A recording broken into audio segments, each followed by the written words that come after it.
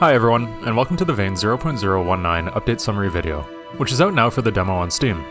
In this video we're going to be going over some of the bigger changes in this update, as usual. If you're new here, be sure to wishlist the game on Steam as it helps with visibility, and try out the game. The demo is free and will always be available. Links are in the description. Let's get into it. First, we want to preface this video by saying that in this update we focused mainly on bug fixes and performance stability. Over 60 of these have been done and are in this update. We recently received a ton of new players after launching our first trailer and have had a lot of feedback, so we've taken the opportunity to smooth over and fix a lot of code problems. We've continued work on the early access map.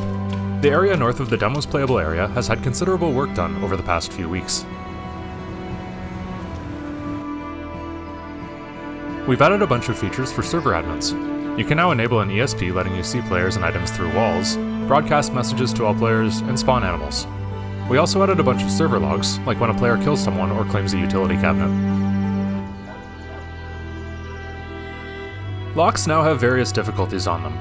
This was sort of the system we had when we first added locks and lockpicking, and we've added it back for this update. We've added dynamite to Vane.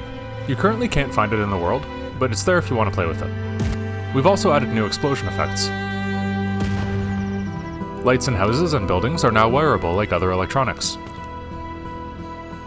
Corpses now decay. This has been on our to-do list for a while, but it's now in for this update. Corpses will decay into rotten corpses, which smell awful and therefore attract zombies more. Afterwards, they decompose into skeletons, which smell like nothing, and after a while they disappear from the world. Planters in the world now start with random dirt and plants growing in them. We added a light distance slider to the settings menu, which increases the distance at which lights are rendered. We've added new swimming animations that look a lot better than the directional swimming we had before, and properly reflect where you're looking underwater. You can fill up fluid containers with snow during the winter. Once it melts, you can drink it. We added a new shotgun, the Sandwork SRG. Loosely based on the Kel-Tec KSG, this pump-action weapon is in use by the United States Federal Bureau of Prisons. Zombies now have new idle behavior. They no longer just wander in circles, but wander less predictably now. They also fall down and vomit sometimes. Boiling water to purify it now takes no time at all once the water is at boiling temperature.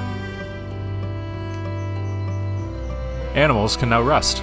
You'll see them laying down occasionally. You can now pickpocket zombies.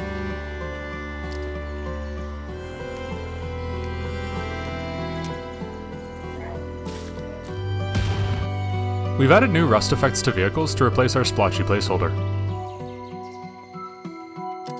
We've added some multiplayer features to groups. When in a group with someone, you can join their utility cabinet even with the base rating setting off, and you can instantly pickpocket them as a means of trading. Finally, we slowed down the zombie infection rate by a factor of 5, meaning you have more time to settle your affairs. There are a lot more changes in this update, so be sure to check the Steam announcement linked in the description. Before we wrap up, we have a couple announcements. The first is regarding demo crossplay with the main game.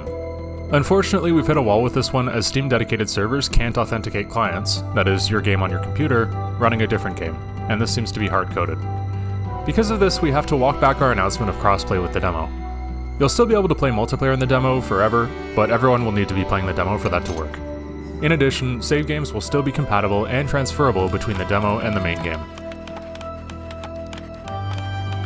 In more pleasant news, we're happy to announce Vane will be taking part in Steam's Next Fest, which is happening from June 9th to the 16th. It's pretty likely that we're going to have a ton of new players during that time, so it would be a great time to jump into multiplayer. That about wraps up our update summary. Thanks for watching. Like we said, this update is now live on the Vane demo on Steam, so please check it out if you like.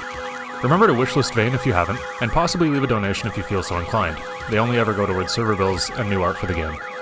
See you on the next one.